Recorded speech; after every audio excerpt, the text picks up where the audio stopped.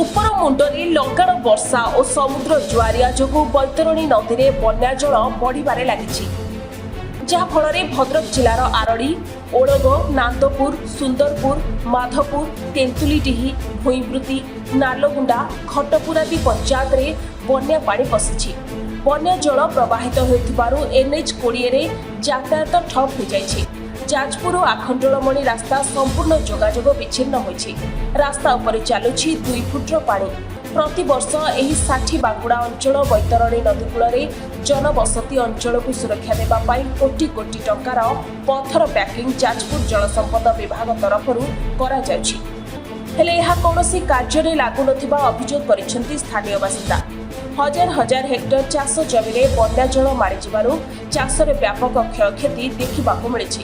ରାସ୍ତା ଉପରେ ବନ୍ୟା ଜଳର ସୁଅ ଥିବାରୁ ସ୍ଥାନୀୟ ପୋଲିସ ପକ୍ଷରୁ ଯାଆସ ପାଇଁ ବାରଣ କରାଯାଇଛି। ପ୍ରଥମେ ମାଧପୁର ପଞ୍ଚାୟତକୁ ପାଣି ବନ୍ୟା ଜଳ ପହଞ୍ଚିଲା। ବର୍ତ୍ତମାନ ସୁଦ୍ଧା ସବୁ ଏରିଆ ଜଳମଗ୍ନ ହୋଇସାରିଲାଣି। ଯେଉଁମାନେ ଖାଲୁଆ ଅଞ୍ଚଳରେ ଘରଦ୍ୱାର କରିକି ରହିଥିଲେ ସେଗୁଡ଼ିକ ପାଣି ଲାଗିଗଲାଣି। ବର୍ତ୍ତମାନ ରାତି ଭିତରେ ହୁଏତ ତାଙ୍କର ଘରକୁ ପାଣି ପଶିପାରେ। ଆଉ ଗୃହପାଳିତ ପଶୁମାନେ ବି ଅସୁବିଧାରେ ଅଛନ୍ତି। ଯେଉଁମାନେ ଦିନ ମଜୁରିଆ ସେ ବର୍ଷା ଲଗାତାର ବର୍ଷା ହେବା ଫଳରେ ମଜୁରୀ ଲାଗିପାରୁନଥିଲେ, ଆଜି ବନ୍ୟା ହେଲା, ସେମାନେ ମଧ୍ୟ ଭୋକ ଉପାସରେ ଅଛନ୍ତି।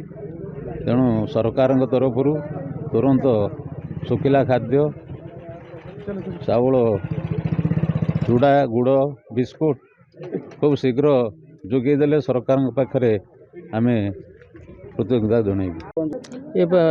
ଆଜି ପ୍ରାୟ 10ଟା ବେଳେ ଦିନ 10ଟା ବେଳେ ପଞ୍ଚାୟତର ବନ୍ୟା ପାଣି ପ୍ରବେଶ କଲା। ବର୍ତ୍ତମାନ ସୁଦ୍ଧା ସବୁ ଗାଁର ପାଣି ମାଡ଼ି ଯାଇଛି, ରାସ୍ତାଘାଟ ସବୁ ବୁଡ଼ିଛି। ତେଣୁ ଏ ଗାଁଟା ପଞ୍ଚାୟତଟା ଟୋଟାଲି ପ୍ରଭାବିତ ହେଇଛି, ବନ୍ୟା ପ୍ରଭାବିତ।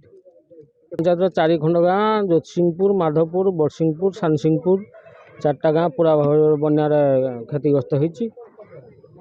ପ୍ରଶାସନ ଆସିକି ଉପସ୍ଥିତ ଅଛନ୍ତି, BDO ଅଛନ୍ତି, ତହସିଲଦାର ବି ପଞ୍ଚାୟତରେ ଅଛନ୍ତି। ବନ୍ୟା ଫ୍ଲାସ୍ ଫ୍ଲଡ଼ ଯାହାକୁ ଆମେ କହୁଛନ୍ତି, ଗତକାଲି ରାତି 8ଟା ପର୍ଯ୍ୟନ୍ତ ଆମେ ମନିଟରିଂରେ ଥିଲୁ। ବିଲରେ ସବୁ ପାଣି ଥିଲା। ଗାଁ ରାସ୍ତା ଯେଉଁ ସବୁ କନେକ୍ଟିଭ୍ ରୋଡ଼ ମାନେ ସବୁ କିଛି ବୁଡ଼ି ନଥିଲେ।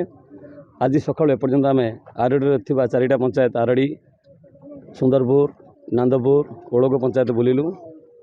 ଆରଡ଼ି ପଞ୍ଚାୟତରେ ଗୋଟିଏ ଗାଁ ସନ୍ତରା ଗାଁ, ଯାହାକି କନେକ୍ଟିଭିଟି ତା'ର ପାଣିରେ ବୁଡ଼ି ଯାଇଛି। ବାକି ମୁଆ ଗାଁର ଘୋଷରା ପାଖରେ ପାଣି ବୁଡ଼ି ଯାଇଛି। ତା ସହିତ ସୁନ୍ଦରପୁର ଓଳଗ ପଞ୍ଚାୟତର କିଛି କିଛି ଅଳ୍ପ ଅଳ୍ପ ଗାଁ ପାଣିଠାରୁ ଡିସ୍କନେକ୍ଟେଡ଼ ହେଇଛି। ପାଣି ହେବା ଫଳରେ ଟିକେ ସେଠି ଗମନାଗମନର ବ୍ୟାହତ ହେଇଛି। ସେଇ ଗାଁକୁ ସବୁ ଆମେ ଆଜି ତାଙ୍କୁ ସବୁ ଡ୍ରାଏ ଫ୍ରୁଟ୍ ଦେଇସାରିଛୁ। ତାପରେ ସେଇ 4ଟା ପଞ୍ଚାୟତ ପରେ ଆମେ ଏବେ ବୁଲୁଥିଲୁ ନାଲଗୁଡ଼ା ପଞ୍ଚାୟତର ରାମପୁର ଗାଁ।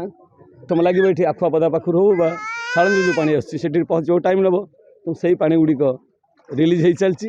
ଯଦି ଯେଉଁ ପ୍ରକ୍ରିୟା ରିଲିଜ୍ ହେଇଛି, ଆଉ ଯଦି ଉପରମୁଣ୍ଡରେ ବର୍ଷା ନ ହୁଏ, ଆଉ ଯଦି ପାଣି ସେଠି ରିଲିଜ୍ ନ ହୁଏ, ତାହେଲେ ଆମର ପାଣି ପତନ କ୍ରମଶଃ କମିବ ଆଉ ବଢ଼ିବାର ସମ୍ଭାବନା କାହିଁ ଆମେ ଆଶା ଏବେ କରିପାରୁନୁ। ତଥାପି ଦେଖିବା, ଆମେ ସମସ୍ତେ ଜାଗ୍ରତ ରହିବା, ଯାହା ଆବଶ୍ୟକ ପଡ଼ିବ କରିବା। ନମସ୍କାର। ଚାନ୍ଦପାଲିରୁ ପ୍ରଶାନ୍ତ କୁମାର ପାଣିଙ୍କ ରିପୋର୍ଟ, ସନଷ୍ଟାର TV।